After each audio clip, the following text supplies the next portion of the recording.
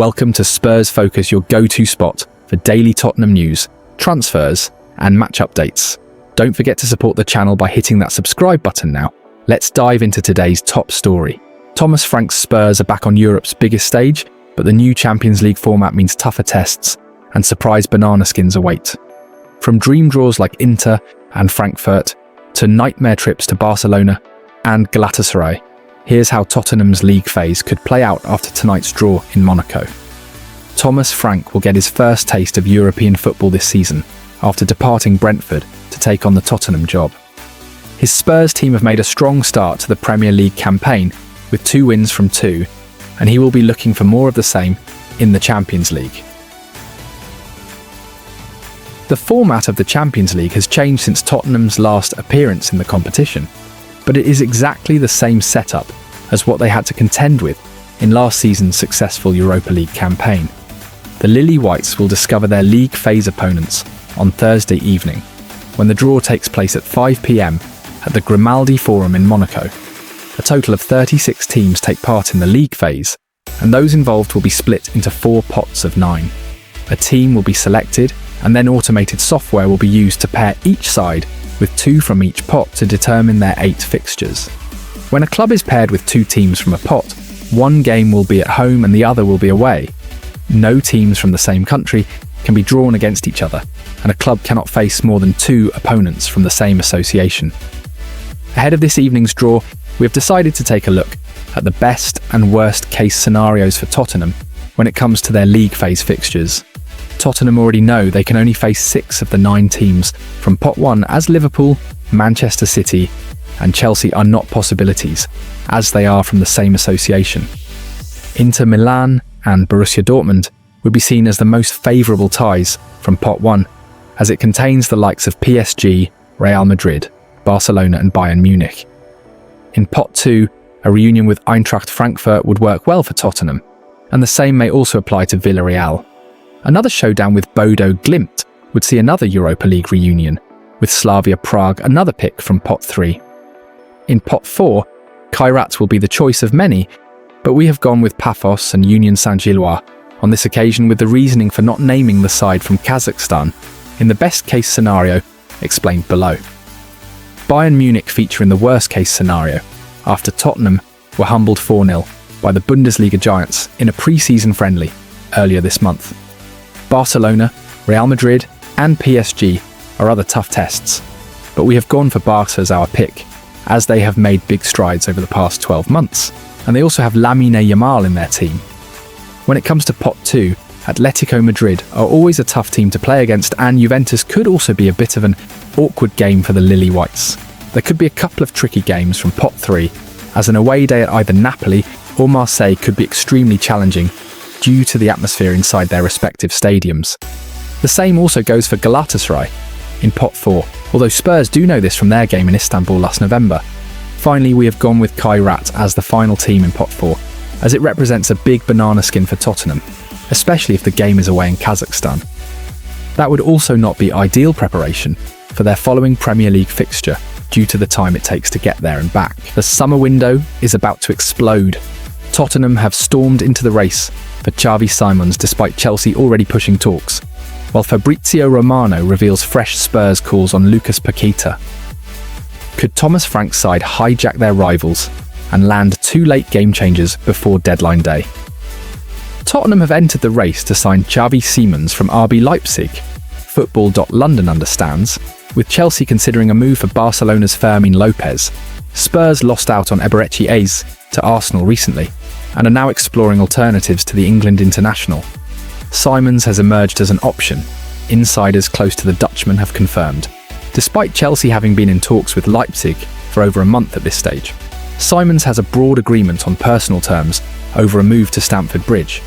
However, there has been no breakthrough between Chelsea and Leipzig yet. With Tottenham now in the race, Chelsea have been biding their time in negotiations as the West London club look to offload Nicholas Jackson or Christopher Nkunku before making an official offer. Leipzig, though, have options with Simons very much in demand this summer. Meanwhile, Chelsea are considering their options in the number 10 position, with Football.London reporting on Tuesday that the Blues have expressed an initial interest in Lopez from Barcelona. Chelsea have held talks with the 22-year-old Spaniard's representatives to gauge whether he could be persuaded to make the move to Stamford Bridge. Alejandro Garnacho, too, remains a target for Chelsea in the final 5 days of the summer transfer window. The Blues are confident they can strike a deal with Manchester United to sign the 21-year-old winger, who has his heart set on joining the world champions. Bayern Munich approached Garnacho's entourage over a loan move to the Allianz Arena, but the Argentine's preference has always been Chelsea, so said offer was quickly turned down. Tottenham, meanwhile, are looking to add a number 10, winger with a central defender, also of interest before the window closes on Monday. Spurs are keen on in Manchester City's Savinho, while the North Londoners have also been linked with the likes of Magnus Akliush, Lucas Paqueta and Nico Paz.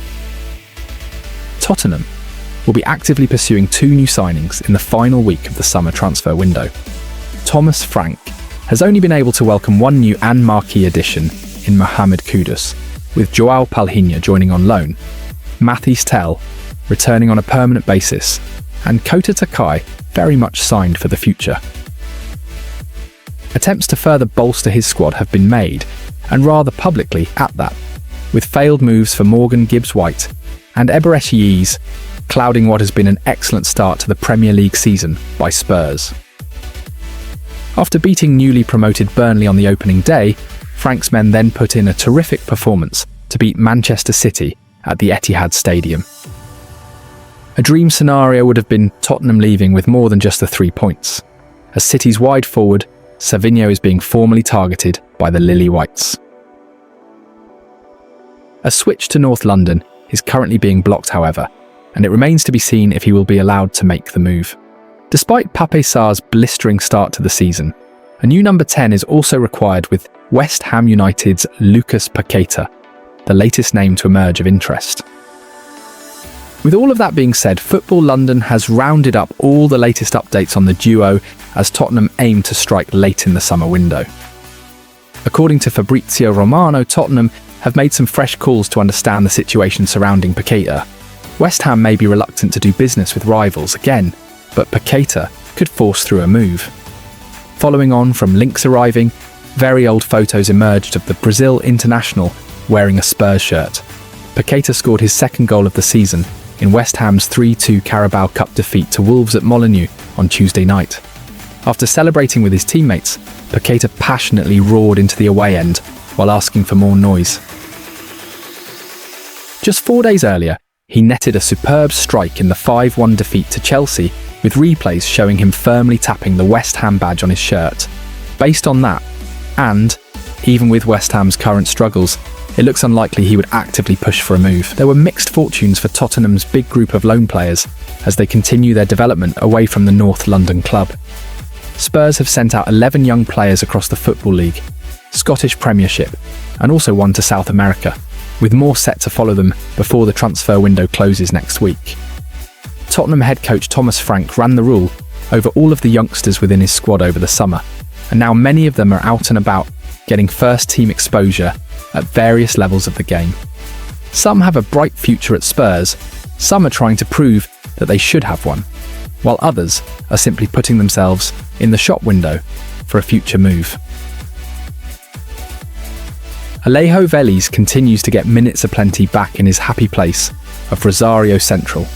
The 21-year-old always would take the chance to return to his Argentinian club during any spare time he had while at Spurs or on his various loan spells, and now he is back in the colours of the side where he has made 69 appearances and scored 20 times. At the weekend, the big striker played the full 90 minutes as Rosario won 1-0 at home in their big derby against Newell's Old Boys, and it continued a run of 6 consecutive starts since he came home. Vélez netted last week in the 1-1 draw against Deportivo Riestra with a powerful header from a deep cross. This loan marks a far more successful period for Vélez after a couple of spells in La Liga, which brought mostly moments from the bench. After the derby-high win, Vélez posted on Instagram, "Rosario is from Central. How nice to live these unforgettable moments. Eternal thanks at Rosario Central. This is the way, together for everything. Mikey Moore has come to a Rangers side in a big spot of turmoil as they struggle under new boss Russell Martin. For a team that is expected to win all the time domestically, the Glasgow Giants have drawn all 3 games so far in the Scottish Premiership 1-1 and were played off the pitch for much of their 3-1 home defeat to Club Brugge in their Champions League qualifying round first leg tie. Moore has played in the past 3 games after having to wait for his 18th birthday to get his international clearance. He grabbed an assist on his debut in the League Cup win against Alloa and then came on for the final 20 minutes of the Champions League tie. On Sunday, the teenager was brought on at half-time, with Rangers 1-0 down at St Mirren, and played his part in the visitors, at least taking a point from a match they got plenty of criticism for. In most of the player ratings dished out by local media, Moore was handed either a 6 or a 5 for his second half showing. Alfie Dorrington played the first half of Aberdeen's Europa League playoff first leg against Romanian side FCSB, formerly known as Steaua Bucuresti, which ended in a 2-2 draw. The Dons defended poorly in the first half, and even though he was not involved in the visitors' first half goal, the 20-year-old was sacrificed at the break as part of a triple substitution, only for the poor defending to continue 1 minute after the restart when his replacement, Mats Knoster, was involved in a mix-up that led to a second goal for FCSB. Aberdeen did get their act together with 2 goals in the final half an hour to give them something to go into the second leg with on Thursday night. Dorrington had no match at the weekend, as Aberdeen exercised their right to postpone their Scottish Premiership match against Dundee United as it fell between the 2 playoff legs. Will Lankshear got another 68 minutes under his belt as Oxford lost 1-0 at Birmingham in the Championship on Saturday. The Oxford Mail handed Lankshear a 6 in their player ratings, with some praise for his efforts in their review. Battled hard to hold up the ball and feed off the scraps that came his way against 2 robust centre-halves. The 20-year-old striker had got on the scoresheet last week with a low volley early in United's 3-2 defeat at Hull City, and Oxford are still waiting for their first points of the new season. Alfie Devine helped Preston continue their strong start to the Championship season, with 73 minutes in the midfield as Preston won 1-0 at home against Ipswich. The 21-year-old was handed a 6.5 in the Lancashire Post's player ratings, with the review lively again and some driving runs. Final pass occasionally eluded him. Devine had netted an excellent goal for North End last week in their 2-1 win against Leicester after rounding the keeper and sending home a curling shot from a tight angle to open his account for his new club.